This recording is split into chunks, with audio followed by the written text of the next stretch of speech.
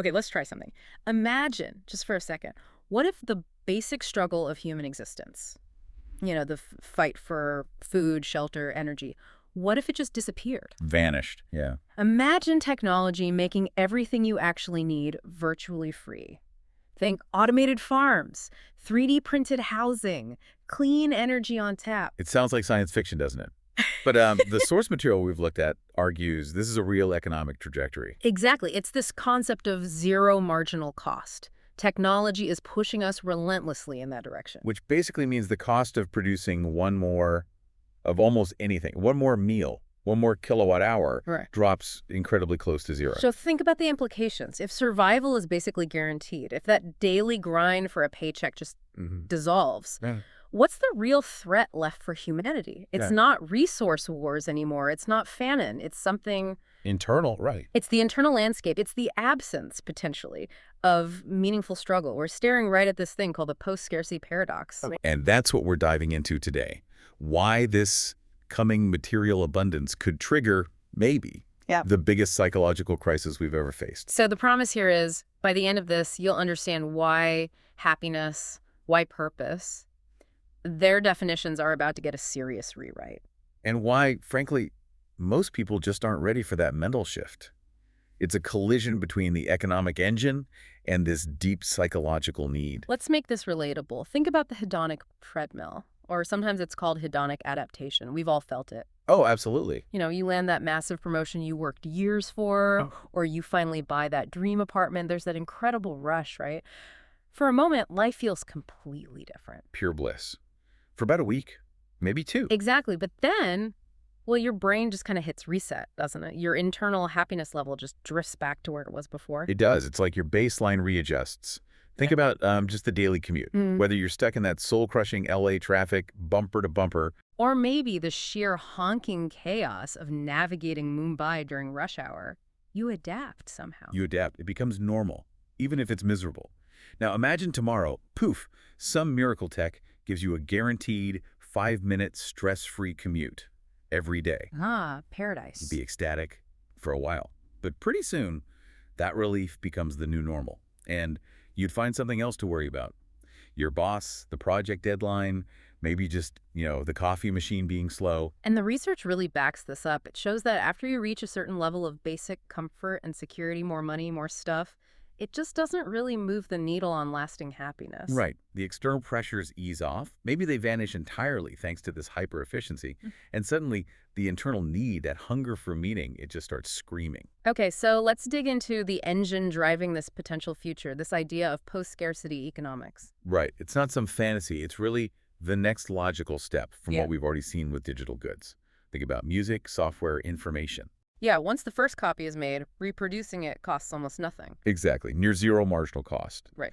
Now, what emerging tech, like advanced AI-driven automation, maybe sophisticated biotech, molecular manufacturing, what they promise is applying that same principle to the physical world. So making physical things almost as cheap to replicate as digital files. In essence, yes. For Okay. basic necessities, at least. Yeah. Synthesizing protein, printing housing components, generating decentralized clean energy. Yeah. The cost per additional unit trends towards zero. Wow. Okay, so if we eliminate scarcity in the big ones, materials, survival, energy, things that have defined civilization for millennia. We've built our entire society as our identities, even our status games around fighting for limited resources. What happens to us when that fight is suddenly over? And that is the core of the paradox. The economic engine gives us this unprecedented freedom, potentially, but the human mind, which is basically wired for solving problems, for overcoming scarcity, it finds itself without a clear directive. Kind of adrift, yeah. You run headfirst into what the psychiatrist Viktor Frankl talked about, the existential vacuum. That feeling of meaninglessness. Precisely. It's not just being bored. It's a deeper sense that arises when the imposed challenges, the thing you had to do to survive, are removed. Frankl saw this in people who'd lost everything but found meaning in enduring. But what about a generation that's just given everything? That's where it gets, frankly, a bit unnerving. The sources are pretty clear. Once your basic needs are met, what really drives well-being isn't more comfort. It's things like feeling you're contributing something. Purpose, connection, growth. Exactly. Meaningful relationships, personal growth. Without the pressure of necessity driving us, the risk isn't that we all become philosophers. It's that we might just become passive consumers of endless comfort. Which sounds okay on the surface, but might be psychologically devastating. So, for thousands of years, purpose was kind of handed to us by the struggle to survive. In this potential post-scarcity world, purpose has to be actively chosen. It has to be architected. Right. If having everything isn't the answer, we need to figure out how to build systems that create genuine, vital engagement. Which leads us to finding solutions, right? Frameworks for meaning. It does. And a key piece here comes from the work of Mihaly Csikszentmihalyi and his theory of flow. Ah, the flow state. Being in the zone. Exactly. Flow isn't about kicking back and relaxing. It's actually the opposite. Yeah. It's about deep, focused engagement where your skills are perfectly matched to the challenge at hand. Not too easy, not too hard. Precisely. Too easy, you get bored, restless. Too difficult, you get anxious, overwhelmed, maybe give up. Flow happens in that sweet spot where the challenge demands all your attention, pushes you to grow, to master something. And that state, that feeling, is linked to deep, long-term satisfaction, isn't it? Not just fleeting pleasure. Absolutely. It's where genuine fulfillment seems to live. Now, the crucial distinction we need to make in a post-scarcity context is between two kinds of struggle. There's imposed struggle, the kind we've known forever. Fighting to pay the bills, dealing with scarcity, overcoming immediate threats, basically survival mode. Right, the struggle forced upon us by circumstance. And then there's chosen struggle. This is different. This is deliberately taking on a hard challenge, something that requires effort, maybe sacrifice, pushes your limits, even when you don't have to. Like learning a complex skill, mastering an art form, dedicating yourself to a massive project like ecological restoration, maybe training for something physically demanding. Exactly. It's struggle by choice, for the sake of growth, contribution, or mastery itself. Post-scarcity doesn't mean the end of effort. It ideally means the end of pointless survival-driven effort. So the challenge for society becomes, how do we design things to encourage and reward chosen struggle? If automation takes care of all the have-to-do work, Then human endeavor needs to focus on the get-to-do work, the hard, optional, but ultimately meaningful work that fosters flow. We have to architect opportunities for high-stakes, chosen challenges. that ties into Maslow's hierarchy too, doesn't it? Once those bottom layers, physiological needs, safety, are secured by this potential zero marginal cost economy. The entire focus of society just snaps upwards, right to the peak of the pyramid, self-actualization. We shift from a civilization focused on surviving to one focused on thriving, seeking creativity, contribution, reaching our potential. But, and this is critical, self-actualization isn't really a solo journey. The sources really emphasize the fundamental need for belonging and community. Technology can connect us in superficial ways, but it doesn't automatically create that deep sense of shared purpose, does it? Not on its own, no. You need shared projects, meaningful goals you work towards together, building something complex, solving a hard problem as a group. That's what forges real bonds. Abundance doesn't guarantee community. So, a truly successful post-scarcity society wouldn't measure itself just by GDP or efficiency. No, it would measure its success by the richness and engagement level of its community projects, by the opportunities for people to find flow together, contributing to something larger than themselves. Okay, this sets the stage for the really dramatic part. The sources lay out two very different potential futures.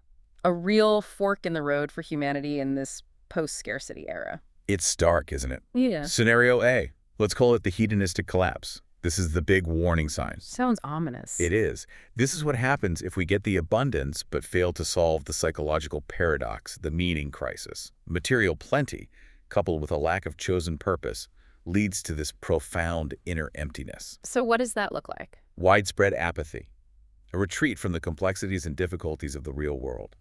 You might see society fragmenting, people isolating themselves in optimized pleasure bubbles. Like virtual reality. Ultra-realistic virtual realities, maybe. Worlds designed for perfect, effortless escapism, satisfying every whim instantly without consequence, without effort. Alongside that, potentially widespread reliance on pharmaceutical escapism drugs designed to numb that background hum of meaninglessness. Endless comfort and distraction. Comfort without consequence. Ease without effort. And the human spirit, the drive for growth and contribution, it just stagnates. It becomes irrelevant. Hold on, though. If people have everything they need, why is that fatalistic? Why can't people just enjoy infinite entertainment and perfect virtual worlds? Isn't that a kind of freedom? That's the crux. The Mm-hmm. research suggests purpose isn't just a nice-to-have, it's more like a psychological nutrient. When the stakes drop to zero, when there's no challenge, no realness, life loses its flavor, its meaning. It's fatal to the spirit of civilization because it erodes the drive, the creativity, the resilience needed to face unforeseen challenges or even just maintain the complex systems that provide the abundance in the first place. Okay, that makes the danger much clearer. Perfectly comfortable, perfectly static, Right. and ultimately fragile and empty. Exactly. Now, the alternative, Yeah. scenario B, the meaning renaissance. The hopeful path. This is the future where humanity consciously recognizes the paradox and actively redesigns society around meaning, contribution, and chosen struggle. So instead of retreating, we lean in. We lean into grand challenges. Post-scarcity values translate into huge shared projects. Status completely shifts away from accumulating wealth towards making significant contributions. What kind of projects are we talking about? Think massive efforts in ecological regeneration, maybe rewilding vast areas, cleaning up the oceans. Or ambitious goals like sustainable interstellar exploration, not just for resources, but as a grand unifying challenge. Or pushing the boundaries of art, science, philosophy pursuits that require deep collective effort and create lasting value. So, in this scenario, the highest value, the greatest prestige, goes to those who tackle the hardest, most complex, most beneficial challenges. Precisely. You create a system that perpetually generates opportunities for chosen struggle, for flow, for collective achievement, and self-actualization. It's abundance fueling purpose, not undermining it. Okay, deep breath. Because now we need to introduce, well, the potential ultimate plot twist. The existential Easter egg, maybe. Right. What happens if this whole search for meaning, this need for chosen struggle, what if it gets solved for us, or even made irrelevant, by technology itself? We're going beyond the economics now, aren't we? We have to consider the implications of things like the technological singularity. What if we develop superintelligent AI, an intelligence that vastly surpasses our own? An AI that could solve all human problems, including the psychological ones, the meaning crisis itself. What's our role then? The question morphs again, doesn't it? It goes from, what's my purpose if I don't have to work, to what is human purpose if our own intelligence is no longer the highest intelligence?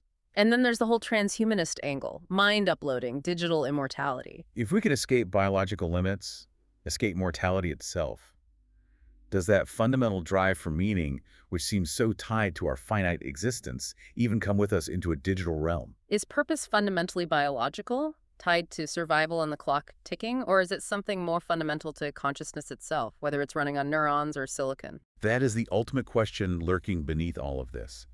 And honestly, the way we think about that now, the choices we make about AI development, about resource allocation today, they are setting the stage for answering it. Wow.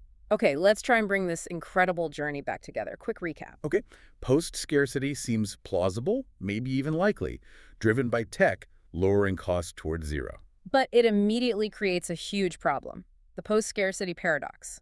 Material abundance clashes with our deep psychological need for meaning, thanks to things like the hedonic treadmill and the risk of an existential vacuum. The way through seems to be consciously shifting our focus, moving away from happiness through passive consumption and towards fulfillment through chosen struggle, finding flow, and building strong, purpose-driven communities. And the future hinges on which path we take now.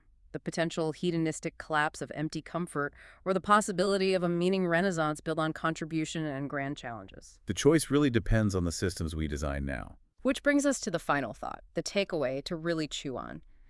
The research underscores that the decisions shaping these futures, they're being made right now.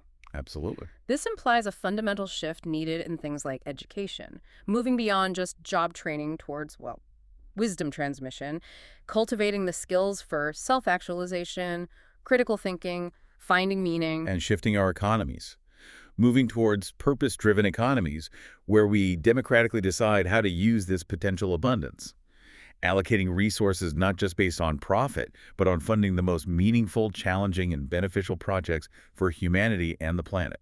It's a profound transformation we need to start thinking about seriously. It really is. The stakes couldn't be higher. Every insight gets deeper on the second listen, so make sure you save this episode in your library.